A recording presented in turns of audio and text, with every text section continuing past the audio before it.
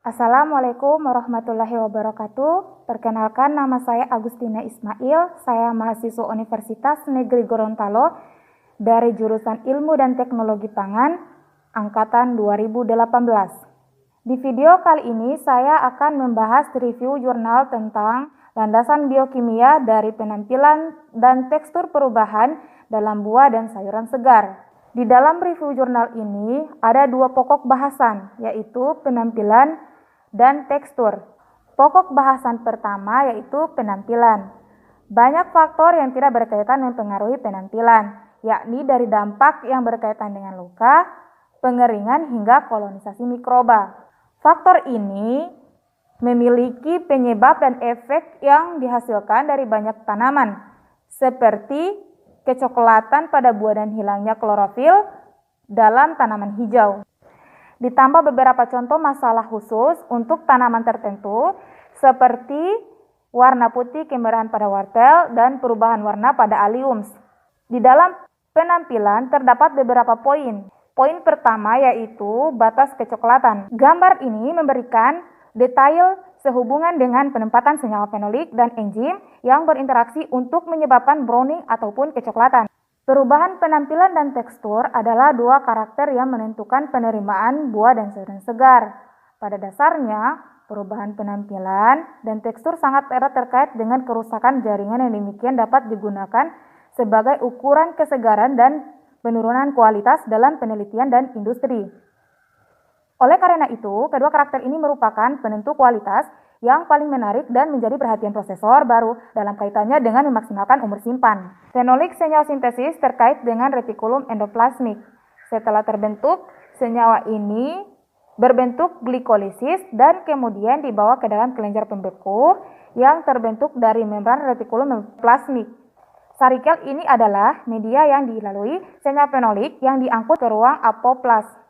Dampaknya adalah pencampuran substrat polifenol, misalnya katekin, dengan oksidasi polifenol atau fenol peroksidase. Strategi terbesar untuk mengendalikan tepi kecoklatan difokuskan pada pendekatan teoritis untuk memodulasi aktivitas enzim PPO. Poin kedua yaitu reaksi Browning. Reaksi Browning pada umumnya dianggap sebagai akibat langsung dari PPO terhadap polifenol, meskipun ada yang berpendapat bahwa sebagiannya adalah tindakan fenol peroksidase atau POD. Hal ini menunjukkan bahwa POD dapat meningkatkan reaksi Browning di hadapan reaksi yang bersifat PPO mediasi Browning. Quinon yang berhubungan dengan PPO mediasi dapat mengarah pada akumulasi H2O2 yang memberikan konsentrasi tinggi dari spesies radikal bebas sehingga memungkinkan tingkat yang signifikan polifenol. Profil substrat polifenol dalam jaringan tertentu juga akan berdampak pada potensi Browning yang diperantai dengan substrat fenolik, misalnya katekin, yang dapat berpotensi menghasilkan lebih banyak H2O daripada yang lain, misalnya asam klorogenik. Gambar reaksi ini yaitu gambar 2-PPO mengkatalisis dua reaksi. Yang pertama, hidrolisis monofenol menjadi difenol, dan yang kedua, oksidasi difenol menjadi quinon. Reaksi hidrolisis relatif lambat dan menghasilkan produk yang tidak berwarna, sedangkan reaksi oksidasi relatif cepat dan hasil quinon berwarna. Urutan reaksi spesifik yang menghasilkan produk Browning berwarna hitam tergantung pada struktur spesifik substrat polifenik. Poin ketiga yaitu perubahan warna yang melibatkan degradasi klorofil. Menguning atau hilangnya warna hijau biasanya dianggap sebagai faktor utama degradasi klorofil. Perubahan warna Browning merupakan efek dari metabolisme molekul klorofil yang tidak lengkap. Gambar berikut ini menunjukkan skema umum untuk tahap awal klorofil breakdown yang pada akhirnya menyebabkan produk tidak berwarna. Pada urutan pertama, dari dua urutan yang mungkin, magnesium decalatase dapat bertindak langsung pada molekul klorofil untuk menghasilkan peopitin. Peopitin yang dihasilkan yaitu berwarna kuning kehitaman dan ini dapat diubah menjadi peoporbit yang diaktifasi oleh klorofilase. Hal ini kemudian dapat diubah menjadi produk tanpa warna yang akhirnya diangkut ke pakuala untuk penyimpanan. Dalam urutan alternatif, klorofilase bertindak langsung pada klorofil yang kemudian diubah menjadi peoporbit dengan magnesium decalatase. Rendahnya pH juga dapat mengaktifkan enzim yang menurunkan klorofil dengan pH optimum 7,0. Oleh karena itu, hasilnya adalah akumulasi dari peopitin dan transformasi jaringan hijau menjadi warna coklat zaitun. Rincian klorofil tersebut diklasifikasikan sebagai tipe 1. Poin keempat yaitu warna putih kemerahan pada wortel. Wortel yang dipotong secara minimal mengalami perubahan warna permukaan yang sangat spesifik disebut dengan belas putih yang terjadi sebagai akibat dari paparan bahan dinding sel yang rusak pada proses atau pemotongan tepi pada kondisi pengiringan. Proses pengiringan merupakan proses fisik. Akumulasi bahan yang dilebur setelah pemrosesan dapat berfungsi sebagai respon luka, meningkatkan kasus dan keparahan akibat belas on putih.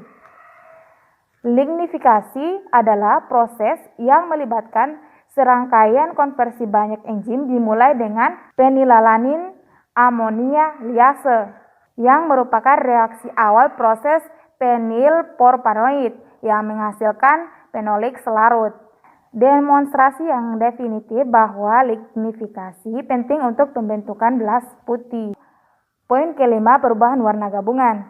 Bawang merah, bawang putih, dan bawang perai dapat mengalami perubahan warna merah muda, merah hijau, atau biru akibat gangguan sel.